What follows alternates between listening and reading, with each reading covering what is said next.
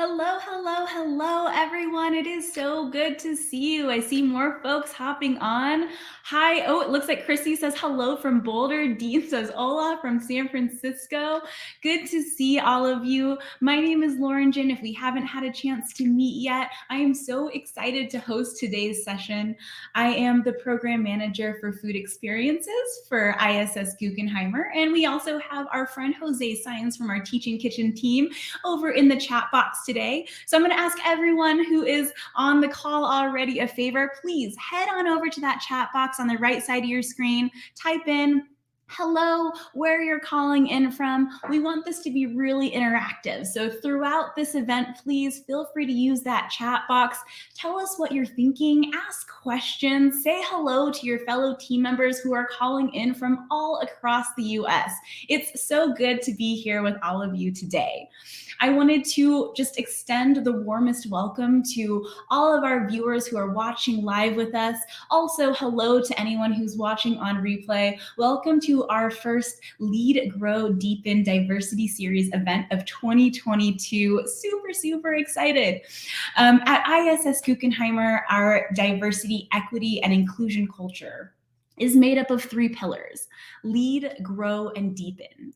The goal of this series that we're participating in here today is to help us become an organization that leads with inclusion, which unlocks the power of diversity so that we can deepen our user and community partnerships. So that is what we have prepared for you. If you joined us last year, you might have seen some events which featured Chef Monty's epic sweet potato brownie recipe, yum. You might have heard from Adrian Miller, the soul food scholar, or learned how to make shrimp and grits from Chef Tiffany, a legacy of Black Wall Street.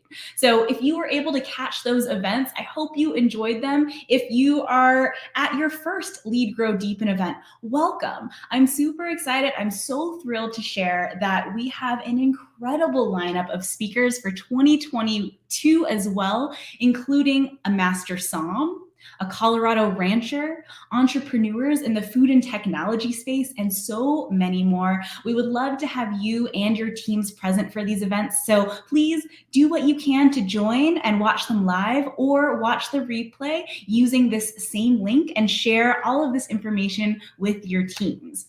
All right, I see more folks have hopped on. We have Aaron from Council Bluffs, Teresa, Derek, Ben, Anna, everyone. Hi from Boston, Boulder, Vegas, DC, and Texas. We have viewers all across the US. Awesome, awesome, awesome. So what are we talking about today? self-care. I think all of us on this call, we're all hospitality professionals. We always try our best to go above and beyond for others. But I think it's so important that we take a moment, pause, slow down, and ensure that we're also taking care of ourselves as well, both physically and mentally.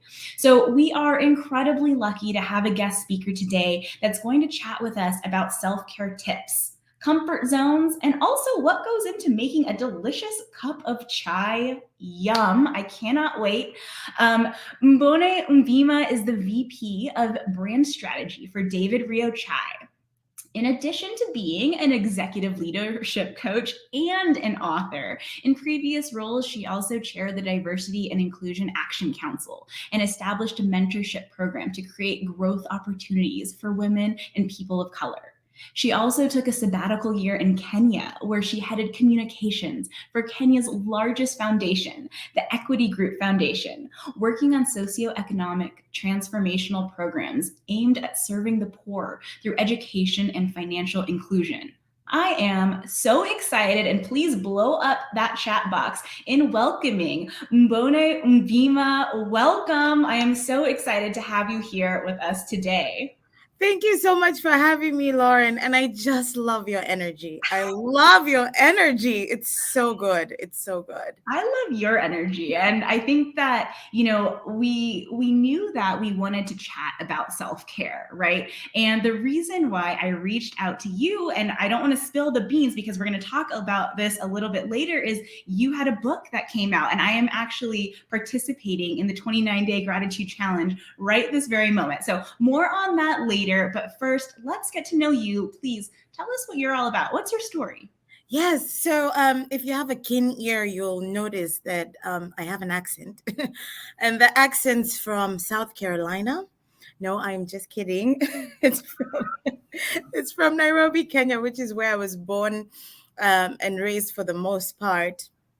And like being a child of parents who were working in international organizations, we moved around quite a bit. And so now today, my accent's just a mixture of things based on wherever I was.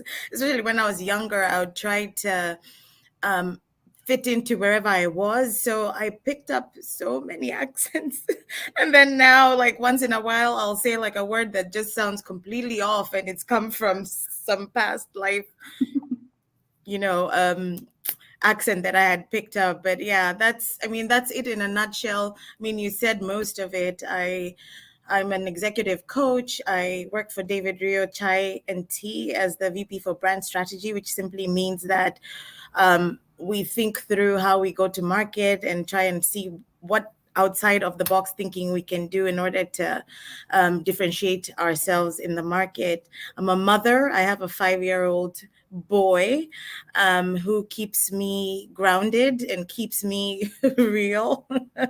And really, that's it. I'm very passionate about animal welfare and conservation. Being from Kenya, where we have a vast majority of wildlife, that's one of my life's missions. Amazing, amazing. Well, we're excited to learn more about, kind of your journey and hear all of your tips and advice that you're going to share with us today. Talking about self-care, again, mentioning we're all hospitality professionals here. You've worked in food service, and so you really understand this as well. We always are looking to exceed expectations, right? Not just meet expectations. No, no, no. This is food service. This is hospitality, right? All of us, everyone on this call, on our teams, we're always looking to like push that boundary, anticipate what our guests need, go above and beyond for them, right? But what about us? Right. At what point do we check in with ourselves? When is the last time you checked in with yourself? What does that even mean, right? So I'm curious, Mboone, what does self-care mean to you? Why is that something that's really, really important?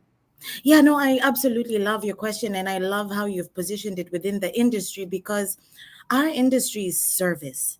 And one thing that I know for sure is that you are most effective when you have taken care of yourself for others. And so if you haven't taken care of yourself, that's when you lead to burnout, stress, and all these other things.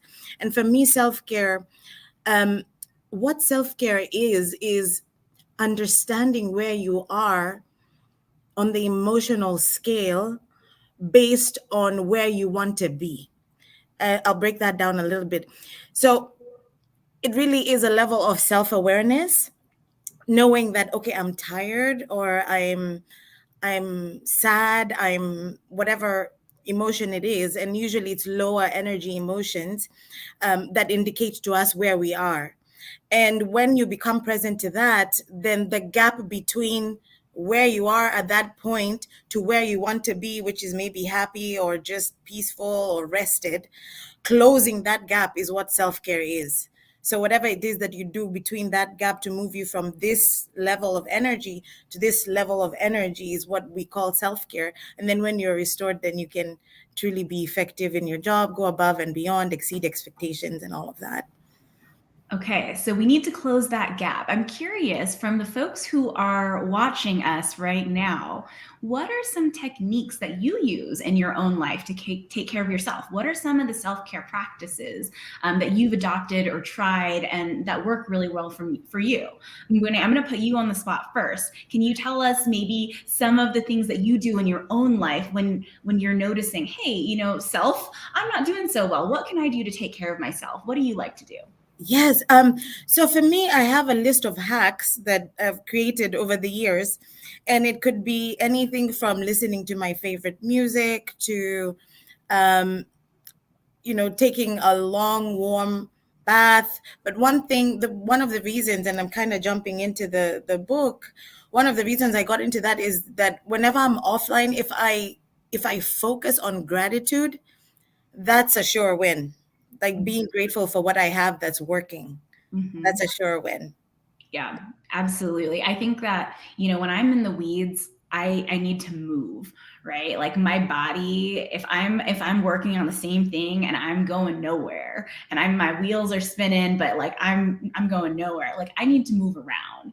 And, if you've just chatted with me in the past, you'll know that like exercise and me like don't always get along all the time. And so I'm not saying like go run 6 miles. I'm saying I just need to move from my space, change my environment around, and hopefully that will kind of help fuel me and like get me back on track to where I need to be. No, absolutely. There's a saying I have in an article I wrote about a few months ago, which is you can't solve the problem from the same space you discovered it, because it's the same energy level, the same thinking that discovered the problem, and therefore you have to move, and then you are now open to other possibilities. Yeah. And that's like, I think that's move physically or literally, right? I think we can like Yes. be creative with that as well. Anything, it really could be anything, but you need to move to a different place in order to find a different solution. Okay, so we have some folks, it looks like Benjamin is saying mindful meditation. I've definitely tried meditation. What are your thoughts on mindful meditation? Oh, so I love meditation. It is something that I committed to, and just put the rigor and effort into making sure that I do it every day. And at the beginning, it was a little crazy for me because, the moment you sit down to be quiet, and then it's like, oh, my shopping list, blah, blah, blah, I need to go here. But over time, I have found that it has helped me become more grounded, and there's less clutter in my thinking. And so I am such a huge fan of meditation. And when you find it, you find it. If it's for you, if it's for you, it's for you. And I highly recommend it. And I think the main thing with mindful meditation is just the consistency. You don't have to get it perfect. Just, if you're going to say I'm going to do it every day, just do it every day, period. Whether you did it well or not well doesn't matter, just the consistency. And I think if you're new to something like meditation, there's a lot of resources out there to kind of like help you with that as well. So whether it's articles or applications on your phone that you can utilize, do you use anything when you meditate? Yes, no, that's a great segue. Yes, I do. And when I was starting out meditation, I'd do a lot of guided meditation, because then at least it was louder than my thoughts. But over time, I've come to appreciate the silent meditation, and I use Insight Timer. Okay. And so I just have, and I tune to the bell, so I know that, okay, I'm beginning meditation, and then at the end it does the little bell, and I know I'm done with the meditation. But yeah, Insight Timer is a great one. Of course, Calm is a great one. You could even just put a timer, like put a timer on your phone and Mhm. put 5 minutes, and then that's it. And then, of course, on YouTube, you can search for a lot of guided meditation. Fantastic. And I think just making that space and time, right? Like just like we made the space and time for this event or any of our client meetings or anything like that, like we need to make that time. And if it takes scheduling at first, to make sure that you're creating that space for yourself, that's okay too. Yes, yes. Like the thing that I say perfection is the enemy of progress, because the moment you try to make it like perfect, it's like, I'm going to do this. And then it's like the one moment you fail, it's like, okay, it's not for me. And then, yeah, just do what you can wherever you are with whatever you have. And that's enough. I love that. Perfection is the enemy of progress. All right, everyone, remember that. We have some other folks chiming in. It looks like a lot of movement related things. So, going on a long hike, taking a walk with your dog, playing with your dog, pets, I think are a really great way to take care of ourselves as well. Exercising, swimming, going to the beach. Ooh, having a great meal. Yes, Randy, I agree with you. Some good food definitely is one way that I could take care of myself. We got a +1 to Randy as well. So true. Amazing. All right. So you alluded to gratitude as one technique, one method of self-care. So I think let's talk about like what is gratitude first, and then we can kind of go into like what ways that we can practice gratitude. Yeah, I mean, the way I define gratitude for myself is the intentional appreciation for what you have already, as it is, period. That's what I'd say gratitude is for me. Yeah.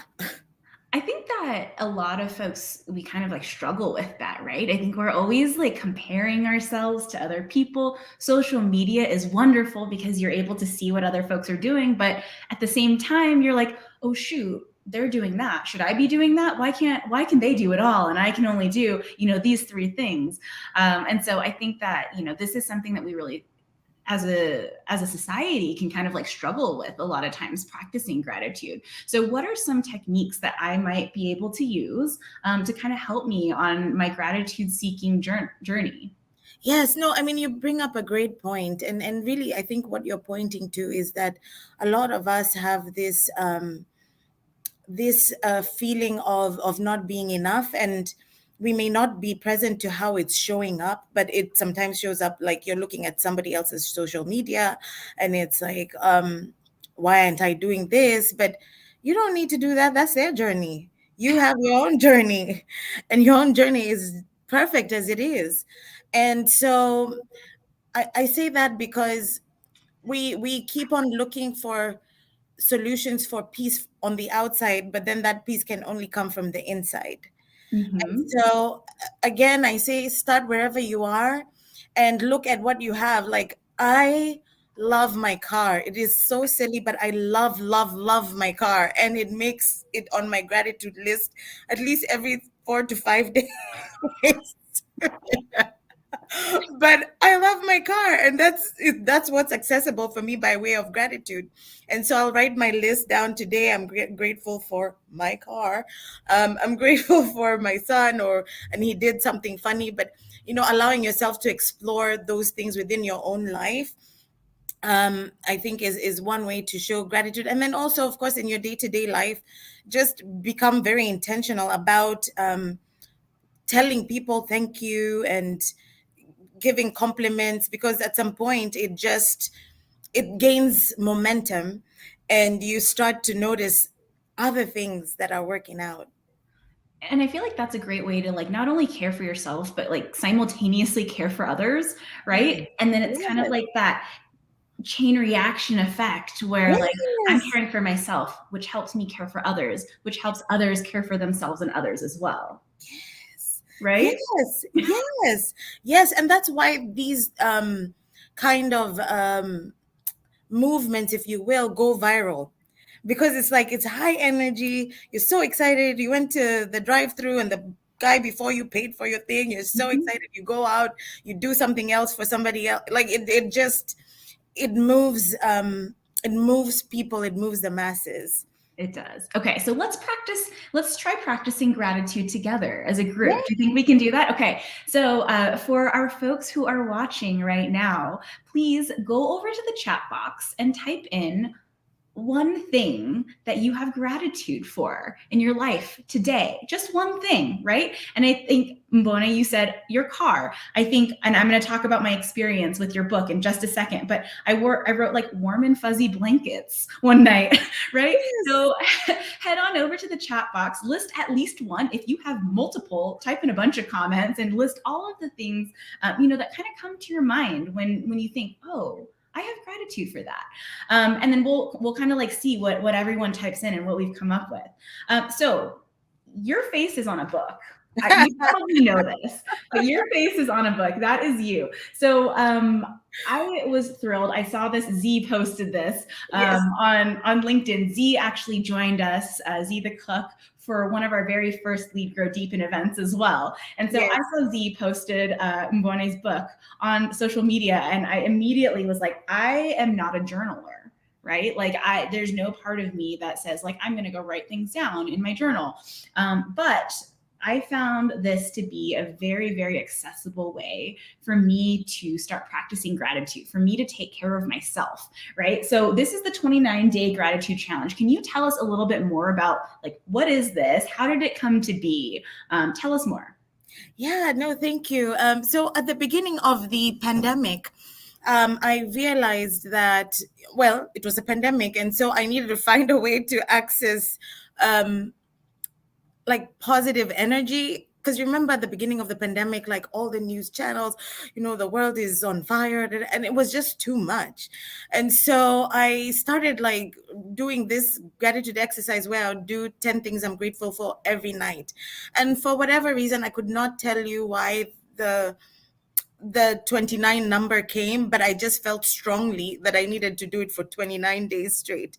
So every night I wrote down 10 things I was grateful for. And some nights it was so profound. It's like, I'm so grateful for my work and being able to touch the lives of blah, blah, blah. And some days it's my car, but whatever it is, but just keeping the consistency. And what I started to feel and realize within like 3 or 4 days is that I was feeling a whole lot better and not being so enthralled with the news and all of that. And so I started getting my friends to do it, and they were giving me feedback as well. So jumping up to publishing of the journal, is like I started getting everyone to do it, and I'm like, okay, I just need to put the format that I've been using and make the book available. That way I don't have to keep going buying journals, because that's what I was doing. I was buying journals and giving my friends, and I'm like, this is how you do it, this is how you do it. And I'm like, no, there's an easier way to this. And my goal also with the 29-day gratitude challenge is that you start the practice for yourself, and then afterwards you can keep it if you like it, and if you don't, that's fine too, because I'm not trying to make like a series of gratitude journals. It's just that this is one way to be exposed to this concept. Absolutely. And I think, I am doing the 29-day gratitude challenge right now. And I told Mboone that, I'm not a journaler. I've never had a journal. I've never really reflected and put my thoughts down anywhere because, I thought, I don't have time for that. Right. But I got this book, and there's literally 4 questions each day. And rule number 2, not rule, but instruction number 2, it says complete each night consecutively, but then parentheses, it says, if you forget, complete it as soon as you remember. And I'm like, oh, okay. So there's like a little bit of wiggle room there, because I'm not perfect, right? But as we said, it's not about perfection. It's about kind of like doing what you can.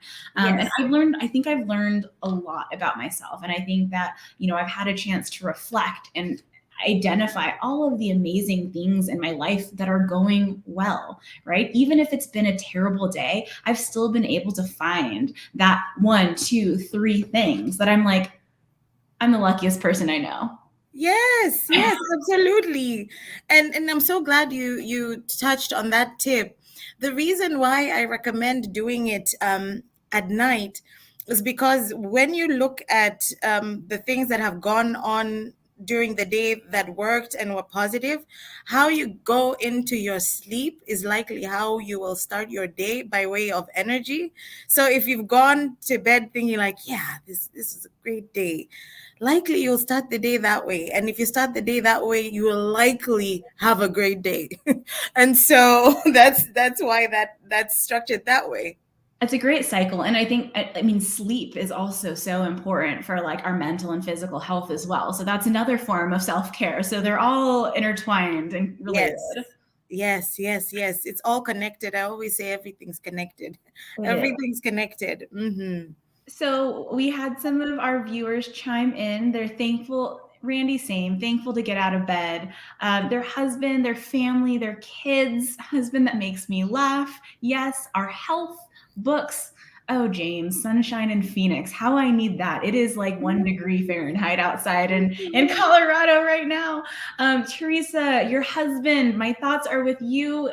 Your husband is amazing. He's a fighter of cancer and beating it. Incredible, incredible. We're all here for you. To be able to gift great meals. Absolutely, Jordan. I have gratitude towards you for that as well. Health in your family. Oh, Aaron, your dog Leroy. I have gratitude towards your dog Leroy as well.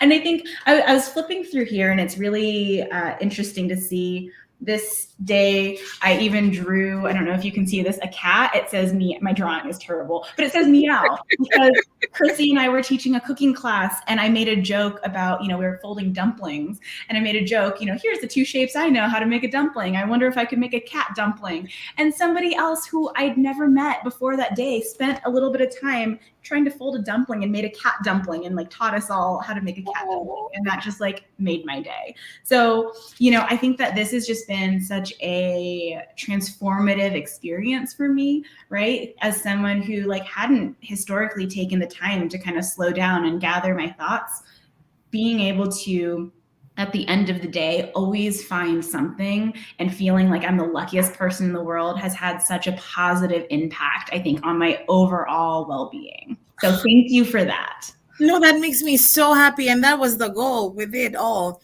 Because if people have access to this for themselves, then you can create more of what's good for yourself. And so that just makes me happy. I'm so grateful for that. So, okay, so we've kind of been talking about like being happy where we are and being comfortable with ourselves. And I think that's so important. But we also kind of need to push that limit a little bit, right? To continue to progress. So, like, this is a little contradictory, right? Like, it's important for you to be comfortable and feel at peace with yourself. But on the other hand, it's also simultaneously important to push yourself beyond your comfort zone. Why is that?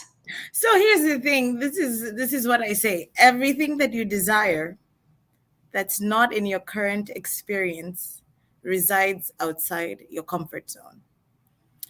I can say that again. Say that one more time for us.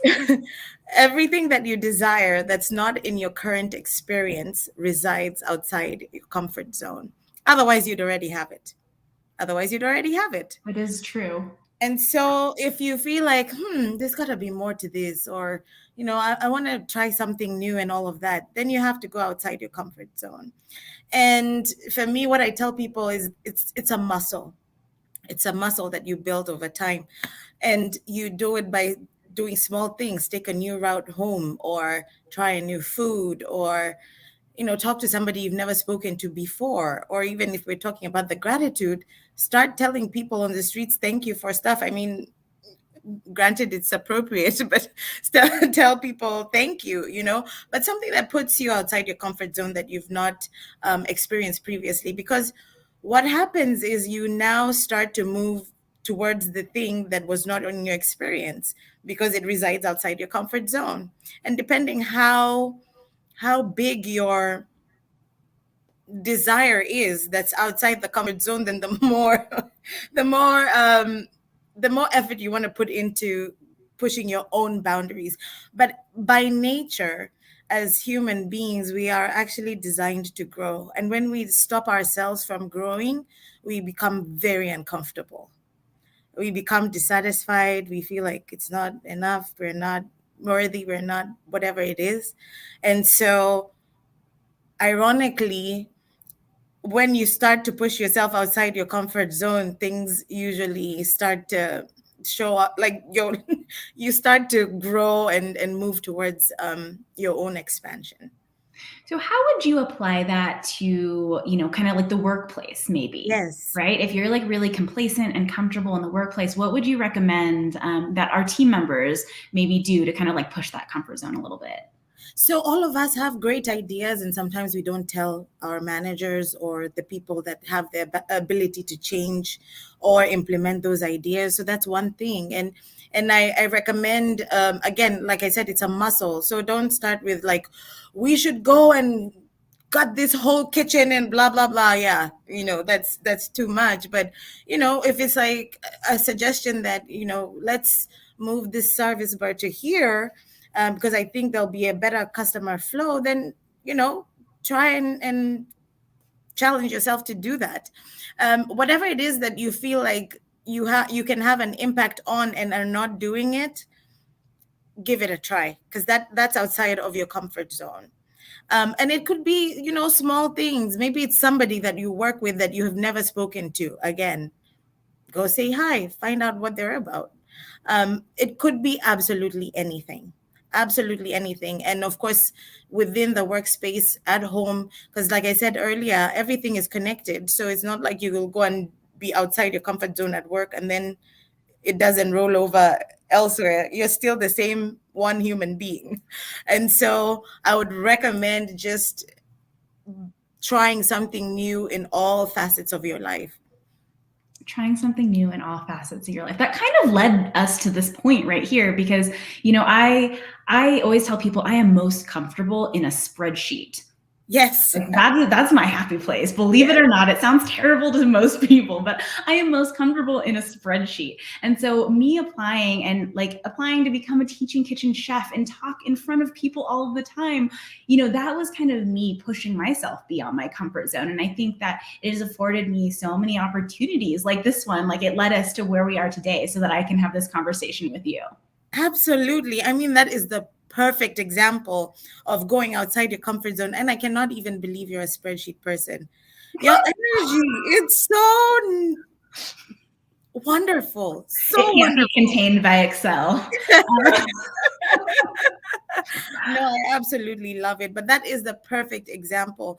Every time you push yourself outside your comfort zone, you move closer to what you could become, whatever possibilities are available to you.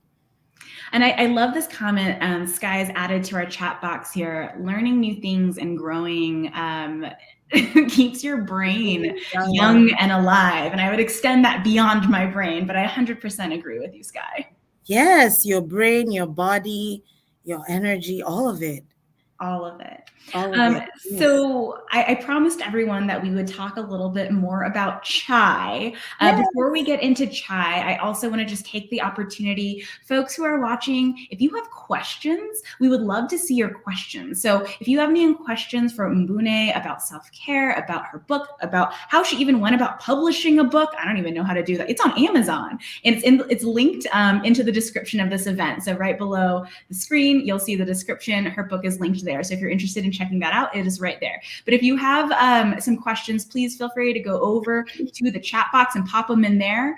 And now let's talk chai. Let's talk chai. You're the VP of Brand Strategy for David Rio. You head up the brand marketing department while simultaneously also leading corporate social responsibility efforts.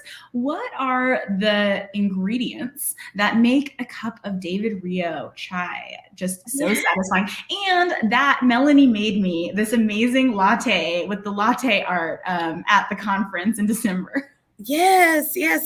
So let me start by sharing a little bit about who David Rio is. We are a chai company based out of San Francisco, but available in 50 plus countries. Ironically, we have a larger presence outside the United States than we do in the United States. So part of my role is really to expand the adoption of chai in the US. Now, chai is black tea, milk, sugar, and spices, masala spices. So cardamom, cinnamon, cloves. Different people from different parts of the world will make it a little bit different, and then that's together combined, that's what makes chai. So we make chai, and we have like a liquid chai, powder chai, loose leaf tea chai, anything. Yes, any type of chai you want, we have it. And we name our chai after animals and endangered species, and then work with the International Fund for Animal Welfare to fund those programs. So that's the philanthropic piece on my end. So, like, for example, right now I'm very excited because in 2022 we just launched our David Rio Foundation, and we'll be funding a program with the International Fund for Animal Welfare called Room to Roam. And what Room to Roam is an initiative to open up the elephant corridor between Eastern and Southern Africa so that the elephants can have room to roam. And it really is an ambitious, audacious project, because you're talking about 12, 13 countries that have different laws that govern conservation. And these elephants, of course, don't know they're walking through countries. And they're usually a danger when they're outside of the boundaries of the conservation areas. And they spend 60% of their time outside of their conservation areas. And so that's why the Room to Roam is a very necessary project. And yeah, when you buy David Rio chai, your purchase helps us fund these programs that help the wildlife out there. So that's that. But David Rio making chai, super easy. The ones that you just showed, it's add milk or water, and boom, it's done. And there are so many different varieties. Yes, we have a green tea based chai, we have a white tea based chai, of course, black tea based chai. And then on the top right, we have there what we call our power chai line. It was like our take on Red Bull. So it's like one is powered with matcha and one's powered with espresso beans. And it's for those people who want that extra caffeine kick, because chai tea has a third of the caffeine content that you'd find in coffee. And so the people who really want more caffeine can explore our power chai line, or make a dirty chai, which is making the chai and then adding a shot of espresso. Randy, it's me. Yes, Randy. Okay, so amazing. There's so many different flavors. Chrissy's Yes. wondering, what is your favorite flavor? She's only tried the flamingo chai. Oh, yeah. So it changes every time we come up with a new product. But right now, my favorite is called Chai Card Masala Chai, which is very similar to what I used to drink growing up in Kenya, which is a masala chai. But on the endangered species line, which is the ones that you just showed, my favorite is elephant vanilla. Yes. That sounds lovely. We should try that. Yes. So you mentioned, growing up in Kenya. What is that like to kind of like work with a company that has corporate social responsibility efforts kind of like nearby or in nearby your home country? Like, what is that like? So I'm never leaving. My manager is like, well, for better or for worse, I'm never leaving. Because for me, actually, that's how I got involved with David Rio, because I found out that they were funding this program that supports the elephants in a national park called Amboseli, which is in Kenya. And Amboseli has the largest population of free range elephants in the world. And so it really is the world's treasure for elephants. And to be involved with that directly, that spoke to me. And I had an interview, and the rest is history. It's 4+ years now since I've been with David Rio. And just being in this position where I'm able to not only sell a great product, and I say it's a great product because our product is as clean as it can get, meaning that it's non-GMO, CRC kosher certified, organic. Like, we've taken out anything that could possibly be not good for you without compromising on taste. Because a lot of times when you clean up a product, it's like, oh, but we've done, I think, a great job with that. And so I can stand behind our products comfortably, and then still be able to be connected to my home country and conservation and do that work. So again, I'm never leaving. For better or for worse, I'm never leaving. I would assume that most days you have gratitude, that you've been able to find a position and a role that kind of like aligns with like your personal values as well. How important do you think that is for all of us as we're kind of, looking for employers and things like that? I think it is so important because your health, your health depends on it. Your health depends on it. Because, and this is why I was getting at everything is connected. Because you can't be like, oh, I hate my job. I don't like the work that I'm doing or whatever it is. But at home, I'm fine because you'll take it home. You'll take it home to your partners, or if there's nobody at home, then you'll have more of that at home. And so what I advise is identify for yourself what your core values are. What does a great experience look like for you? Because I did this for myself about 6 or 7 years ago, which was, I was like, I want to be able to have some flexibility within my job. I want to be able to make sure that my job is impacting the world in some shape, way, or form. I want to make sure that I can have some level of balance because I'm a parent, and all of those things. And then I just wrote them down and I left it alone. And about maybe 3 years ago, I was like, oh, I did it. I did it. But I think it starts with being intentional about identifying what's important to you. Because many of us have not taken the time to really stop and reevaluate. Because it's like you start adulting and you just go adulting full force. It's like fix the car, rent, or mortgage. Like, we just get into that grind, and you really have to take the time to pause and think, okay, what's important to me? Because then from there, then you can say, yeah, this fits or this doesn't fit. And doesn't mean like you wake up and you're like, yeah, I don't like this, so I quit. No, don't do that.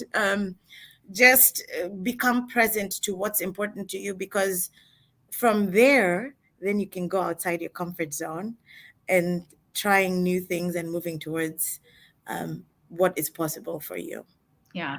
So it's almost like another way of like checking in with yourself, right? Caring for yourself, because we spend a lot of our day at work. So it's Yes. really important that we find value and we really enjoy the experience as well. And so, when I check in with myself, I know that with Guggenheimer, just really trying to elevate women in culinary leadership is something that's so important to me. And I feel like, that's something that my company has done for me. And I love that. I really appreciate that. I appreciate, Guggenheimer sustainability and food waste initiatives and everything like that. And so, I've kind of identified those core things that are super important to me in how I'm spending my time and who I am helping support. And I think that, that's made me feel really solidified in working for this company, because I really enjoy that experience. Yeah, and I'd like to acknowledge that, because I mean, it obviously, the fact that we're having this conversation right now means that they are invested in that growth process and all of it. And so I just want to commend that and acknowledge that, because I think it is powerful, especially in these times, like creating these platforms for these kind of conversations. Fantastic. Well, I think we are coming right up on time. So I just wanted to extend the biggest thank you to you, Mboone. I mean, I think that not only has me trying this 29-day gratitude challenge been just like so valuable for my personal life, but I think being able to share all of your tips and expertise with all of my fellow teammates across the US has just brought me so much joy. And I'm just so proud of all of the work that we've done together as a team. And so thank you so much for contributing to that. Thank you as well for having me. It's been so much fun. It's been such a pleasure. And thank you to everyone that joined, because we're one step closer to creating more goodness for ourselves. And we all need more goodness. All right, everyone. We will see you next time. Thank you so much. Have a great rest of your day. Bye. Thank you.